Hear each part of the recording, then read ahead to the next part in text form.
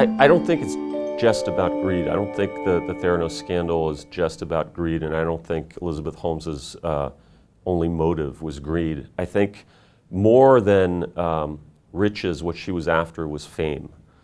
She wanted to be in the pantheon of these billionaire tech founders, and her idol, as I detail in the book, was Steve Jobs. I mean, she absolutely idolized him and Apple. So, I mean, in Silicon Valley and really in American society at large, there's this reverence for the entrepreneur and for the successful entrepreneur.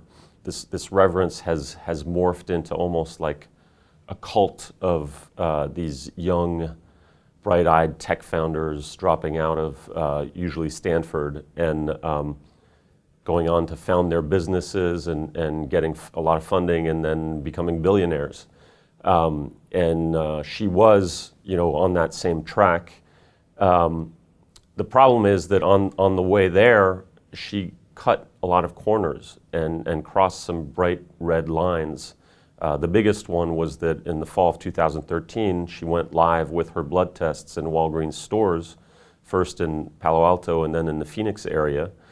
And very few of the tests on the menu were done with actual Theranos technology. Most of them, the vast majority, in fact, were done with third-party analyzers bought from other companies. But then they also hacked those machines to adapt them to small finger stick samples because they wanted to maintain the illusion that they did have this innovative technology that could test, do the full range of tests from just a drop or two of blood pricked from a finger.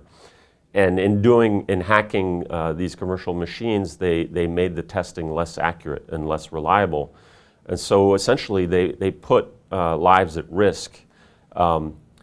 That's one big piece of it, and that's part of the wrongdoing here. But another part of it is that by going commercial and then soliciting funding from investors, Elizabeth Holmes used the fact that her services were in Walgreens stores to get investors on board, because it was like the validation that yes, this product was for real. How could it not be?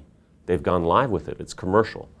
But I would say that there were two stages of Theranos. There was this stage when she had just dropped out with this vision, and people like Tim Draper and Don Lucas and Larry Ellison gave her money and funded her. And that was your typical early startup where, chances are it's not going to work out because 9 out of 10 of these companies fail and one succeeds.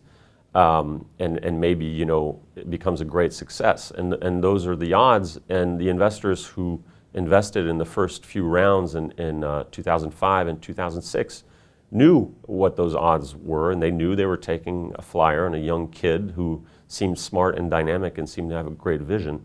Where Theranos became a fraud is much later, when in 2013 she launched the blood tests in Walgreens stores and then went back to investors to solicit more money. And that's actually when Theranos raised the lion's share of the nearly $1 billion that it raised over its 15-year history. More than $700 million of that $1 billion was raised after 2013. And it was based on the premise that Theranos had a groundbreaking product, and the proof was that the product was commercialized because it was in Walgreens stores. On the one hand, you have putting patients in harm's way with inaccurate blood tests, and on the other you have defrauding investors, essentially securities fraud.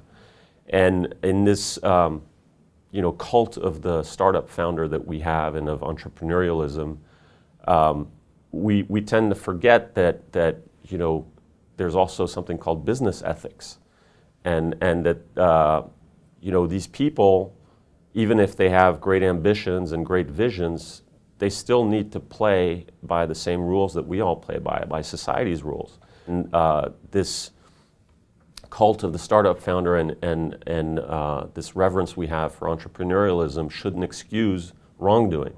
It shouldn't excuse committing white-collar crimes. And you're always going to have people who can find ways to get around rules and laws. And so I hope that the Theranos scandal, remains a lesson in people's minds, in VCs' minds, and entrepreneurs' minds in Silicon Valley, that cutting too many corners and not obeying regulations in healthcare is not okay.